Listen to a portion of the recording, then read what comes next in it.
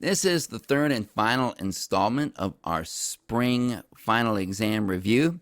And once again, I'm just going to go through these questions, give my thoughts, and we'll be done. Your review will be ready for you to work on and recreate and turn in for extra credit. So here is question number 1. List and briefly describe the events leading up to the Holocaust. And I can name several. For example, 1934, the Nazis come to power, 1933-34. Next, the Nuremberg Laws restrict Jews, and that was passed in the year 1935.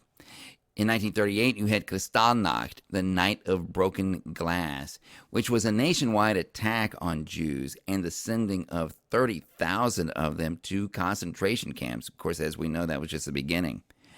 You've got the fleeing of many Jews from the country. As many as who could get out of the country left as soon as they could.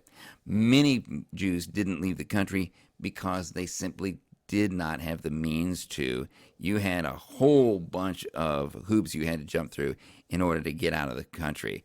Those barriers were put up not just by the German government, but by the governments of countries that you were trying to get to. A lot of times they viewed what was happening to the Jews as more of an immigration problem than a humanitarian problem. But I'm getting distracted. You've got the ghettoization of Jews, and finally, you've got the final solution, the Jewish genocide, which was highly effective. Number 2, what did many people feel was the danger of using atomic weapons? And one of the biggest dangers listed in our textbook was really 2 of them: unethical scientists and politicians, only concerned about whether or not they can do something with atomic weapons and not at all concerned with whether or not they should. Number 3, what happened between the United States and the Soviet Union after World War II, and how did World War II lead to the Cold War? Well, there's a list of things that went on that we can go right down. Number 1, the U.S. and the USSR both emerged as the 2 great superpowers of the world. And the wartime alliance between the U.S., Britain, and the USSR fell apart, with the U.S. and Britain on one side, USSR on the other. Next, the Soviet Union. Because of the fear of a future attack, they had already suffered a big one. They killed 20 million of them. They sought to control Eastern Europe, which had been liberated by them from the Nazis. Next thing that happened was the U.S. opted for a policy called containment. You could also call it the Truman Doctrine. And it was containment as opposed to either isolationism, which we had done before after World War I, or appeasement, which actually led to World War II. Next, the superpowers engaged in what we call a Cold War, or the Cold War, really. And it was a way of going to war without resorting to direct attack. I mean, the competition between the U.S. and the Soviet Union was a lot of times played out in hot wars in proxy countries. Another event in 1949, China went communist, and that threw a whole different kind of cog into the whole Cold War machine. So what are the main differences between communism in the Soviet Union and communism in China? The Soviet communism emphasized the role of the urban worker, the factory worker, while China emphasized the role of the rural peasantry. China just was not an industrialized nation. It was more of an agrarian nation. So it was really hard to directly apply Marx's ideas to China, although there was applicability of his ideas to the rural peasantry. The peasant farmer is now your proletariat, is now your worker. Chinese communism also tried to eliminate the family. Soviet communism didn't try to do that. And Chinese communism emphasized re-educating the people towards communism. So, who was Vladimir Lenin, and what did Vladimir Lenin believe? He was the leader of the Bolshevik Party who took over Russia and renamed themselves the Communist Party. This was used for the first time in Russia. He changed the name of Russia to the USSR. He believed in starting off with a small group of party members in leadership and creating a, quote, temporary dictatorship. It's a dictatorship that won't last long, right? That's Lenin's thinking. It just has to last as long as we can kind of stabilize the situation. And they would have that, his vision was that they would have that dictatorship until the workers could be used to a communist society. And he thought that might take some time. And he also believed in suspending communist policies if necessary to avoid disaster. And he called that the new economic policy. And he would allow small-scale capitalism, nothing large, nothing big like a factory or anything like that. So Mao Zedong, who was Mao Zedong? What were his beliefs? He was the communist leader of China from 1949 until about the mid-70s. And he believed in the role of the peasantry as a form of communism more suited to Asia. And he believed that China would lead the communist movement in Asia. So it says, summarize the Korean War. What did the North want to achieve? The North wanted to unite North Korea and South Korea under one communist system. And the leader, Kim Il-sung, provoked an international response which pulled China into the war, actually. And after that, you had a stalemate between the UN coalition led by the United States and the North Koreans and the Chinese that lasted more than 2 years. Summarize the Vietnam War. What were the communists trying to achieve? Well, their leader was Ho Chi Minh. He also wanted to unite North and South Vietnam. He was a nationalist against foreign imperialists. He went communist while living in France. South Vietnam rejected his communism, and that's what caused the war, the Vietnam War, that we participated in. United States began helping South Vietnam, and after many years of fighting, the United States finally withdrew from the war, and South Vietnam was defeated by communist North Vietnam. So how were the Korean and Vietnam wars alike? They were both in Asia. They were both North versus South. They were both communist versus democracy, or communist versus nationalists. They both lasted for years. The United States fought the communists in both those wars, and there was no victory for the United States in either of those wars. You could kind of call Korea a victory because we did manage to keep South Korea from going communist, but the country remains divided between North and South to this day. So if it's a win, it's a very qualified win. So what was the Cuban Missile Crisis, and what nations were involved, and who were the leaders? Well, the United States discovered that communist Cuba was building bases for Soviet nuclear missiles. Cuba and the Soviet Union were very close allies. And U.S. President John F. Kennedy blockaded all of Cuba with American naval power. Soviet Union Premier Nikita Khrushchev backed down and withdrew the missiles from Cuba. Nikita Khrushchev got a few things out of the deal as well, but we'll skip that. Who was Ronald Reagan, and what were his greatest achievements? Or what was his greatest achievement?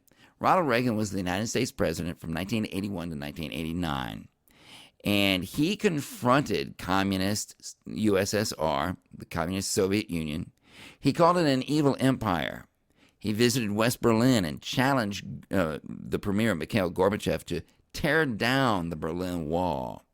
He threatened Russia with the Strategic Defense Initiative, which was a weapons defense system that didn't really exist. And he got Gorbachev to make an arms deal and permit democracies in the Eastern Bloc. That's huge. How were Pope John Paul II and Lech Walesa involved in the fall of communism in Eastern Europe. Pope John Paul II was Polish. He became Pope in 1978, and the Polish people were very proud to have one of their own, right, the hometown boy that makes good, as Pope. And in 1979, Pope Paul II traveled to Poland. He preached the Christian message, and he preached against communism. And he encouraged the people to resist communism with the phrase, "Do not be afraid." And as a result of that, the very next year, in 1980, 16,000 dock workers at the Gdansk shipyards went on strike. They got the government to make numerous political and economic concessions, including the right to form a trade union in 1981. And out of this came a large trade union called Solidarity, under the leadership of an electrician named Lech Walesa. Polish Communist Party tried to outlaw this trade union, Solidarity, in 1981, so Solidarity went underground, continued to operate illegally for many years. But then in 1988, Solidarity launched a series of strikes all over Poland that forced the government to legalize Solidarity and to let Solidarity even run against them as a second political party in free and fair elections, in parliamentary elections. That was a big mistake for the Communist Party, although they probably didn't have a choice but to agree to that. Solidarity had become very powerful. And in these elections, which were held in 1989, Solidarity actually beat the Communist Party. They won more seats than the Communist Party had. They had a majority over the Communist Party. The Communist Party was no longer in charge of Poland now, and Poland was no longer a communist country. And eventually, Lech Walesa himself, this electrician who became the leader of Solidarity, became president of Poland. We move over to India, who was Mohandas Gandhi or Mahatma Gandhi, same person. Mohandas, Mahatma, same person. And what methods did he use to achieve political freedom for India? And what he used was, well, Gandhi was an independence leader. He won independence for India in the year 1947.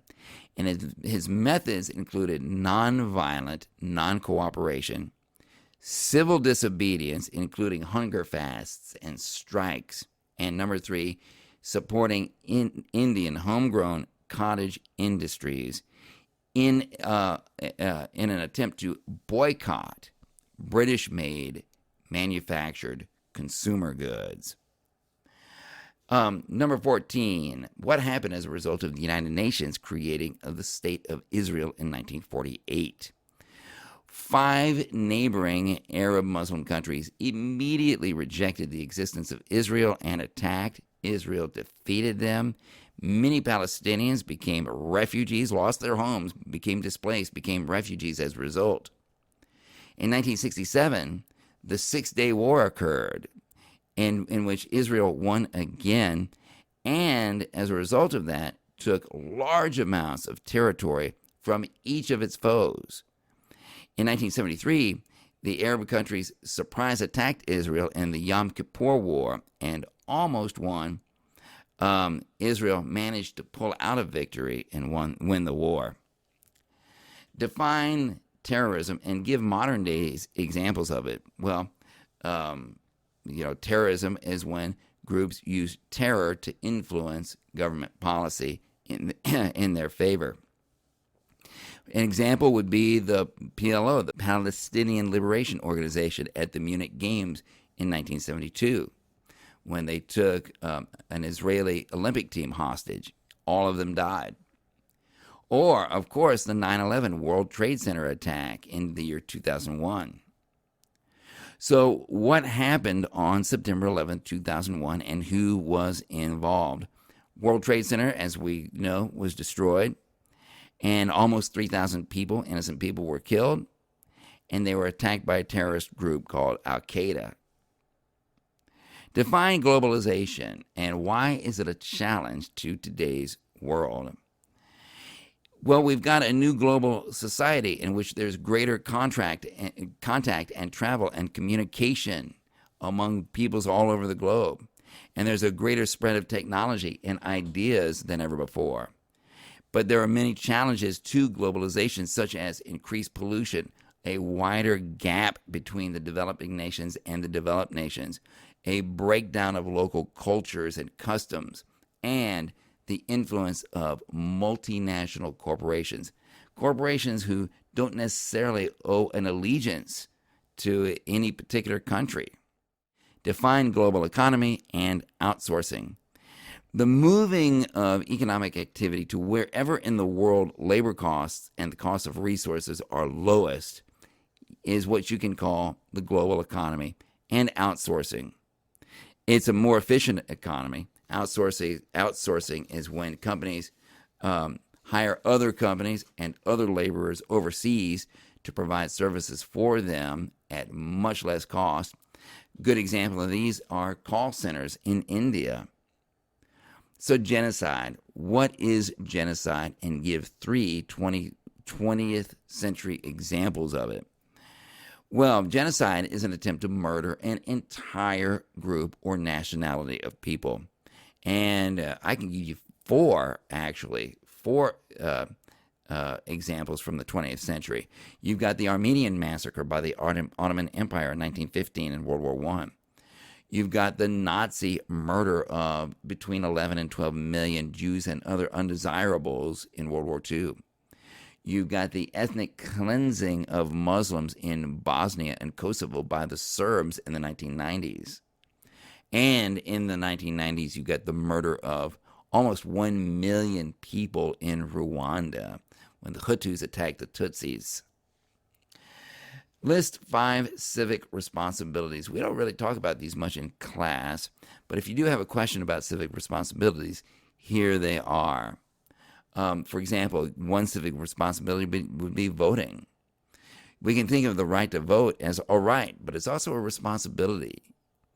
My reason for that is because it helps keep our country under the control of the people, controlled by the people of the country, and not just politicians, not just corporations, not just rich donors and sponsors, but the people. Another civic responsibility is to stay informed about what's going on in the world. My reason for this is so that we know, for example, whether we're at war or not, who we're at war with, and so that we know who's being elected and for what, and so that we know what dangers are out there. A third civic responsibility is to obey the laws. My reason for this is because laws are set in place, and without following them, we have chaos. We have injustice. Number 4, a fourth civic responsibility is the responsibility to pay your taxes. My reason for this is because we need to pay to support road building, public facilities, schools, national defense. Those things have to be funded. There's things that help us. We should pay for them through taxes. And then a fifth public responsibility, defending the country if that becomes necessary. And my reason for this is because our country may need help in a time of war. Without citizens helping to defend it, we would be subject to the domination of other nations. So that is part 3 of our review. I hope these 3 parts help you get a good grade on your final exam. And let me know if you have any questions. Thanks.